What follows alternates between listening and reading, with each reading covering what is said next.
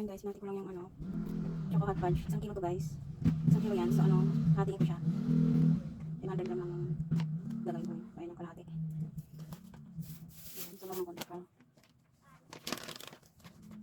Ayan, pwede na siguro yan. Gagamitin ko, ito guys, 1/4 cup. Puno dito guys ha. So ito may guhit kasi yan siya. Sakto lang siya dito. Yan na yung guhit niya. Palatandaan na ito yung sukat. Tapos, asukal. Yung 1/4, hinati ko lang din. 1/4 yan guys. Hinati ko lang din siya. Yung isa kasi ginamit ko sa cookies and cream. Tapos ito, wala nga gagamitin. So, wala lang ito. Tapos ito, 1 in 1 half by 10. Yan. Start na tayo. Magtimpla.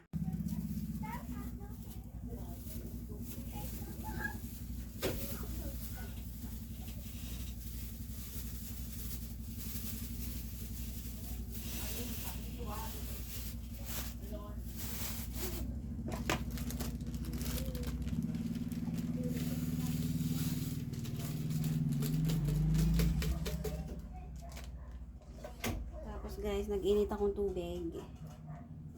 Ayan. Nainit yan na tubig guys. Yung saktong dami lang. Tapos maglalagay ako na yung kalahati niyan. Yung malamig na tubig. Hanggang ano pala yung guys, 3,400 ml yung tubig niya.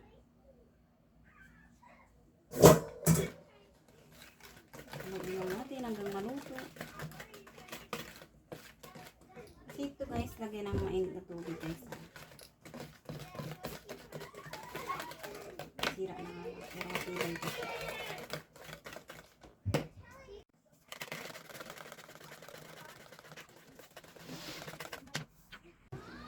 Ayan guys, maglalagay na tayo ng malamig na tubig. Hanggang ano yan guys, yung tubig. 3,400 lang hanggang dito. Meron na siyang line. 3,400 lang tayo guys. Higyan natin ng malamig na tubig para hindi sobrang init. Paglagay natin ng ice candy sa plastic. Mineral pala guys yung ginamit kong tubig dito. Mineral.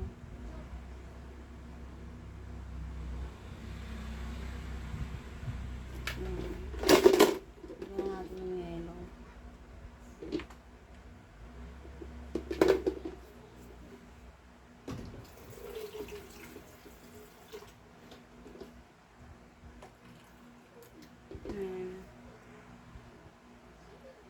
Gawa na tayo ng candy.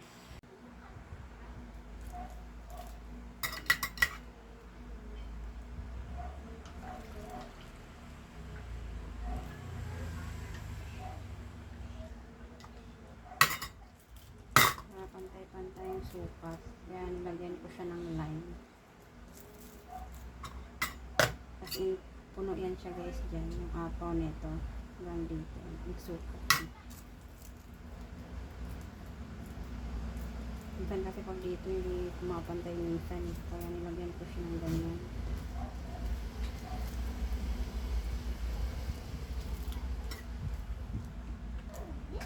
Pero dito.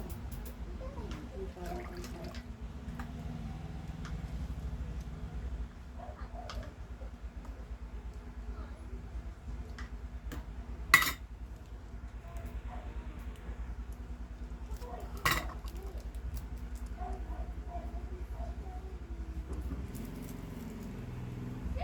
Chocolate hot fudge. Masarap din ito guys. Benta rin ito sa akin. Yun ako ito magtisinda na ito.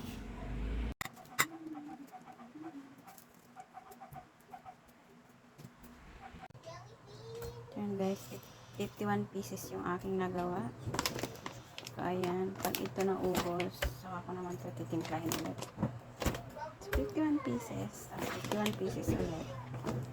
205 pala guys. Nabili ko.